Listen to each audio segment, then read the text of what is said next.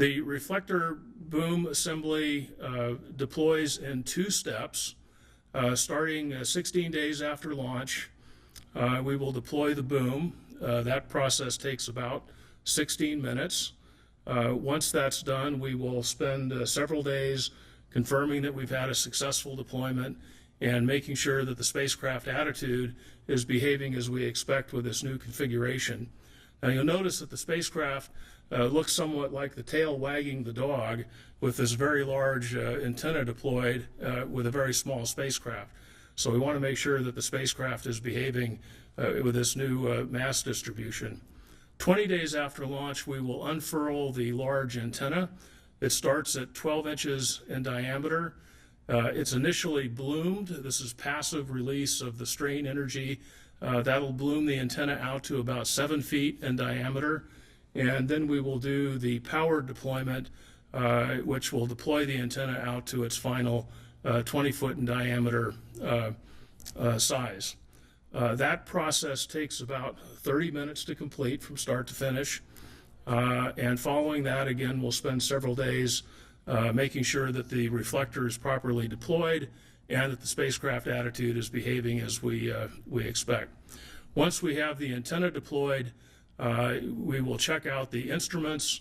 We will do our final adjustments to the science orbit, and then 50 days after launch, we will begin the process of spinning this antenna up. So if we could run the spin up animation. We initially want to spin up to just about 4.5 RPM. This is a low rate spin rate. You'll notice as we begin to spin up that the spacecraft actually counter-rotates in the opposite direction. This is by design and is a feature of the fact that we're trying to spin up a very large structure with a relatively small spacecraft. Once the antenna has reached a stable spin rate, the spacecraft attitude system will regain sun pointing very quickly, and we continue on. We will stay at about 4.5 RPM for a couple days, again making sure that the spacecraft attitude is behaving as we expect, and then we'll gradually increase the spin rate up to the full science spin rate of 14.6 RPM. All that should be completed by 60 days after launch. Then we'll go through the full instrument checkout. We'll have both the radiometer and the radar sharing the antenna aperture at the same time.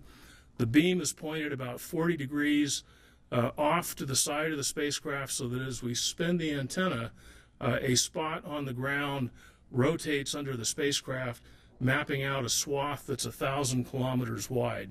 This allows the SMAP observatory to map the entire Earth in 2 to 3 days based on latitude. So it's a very efficient mapping system.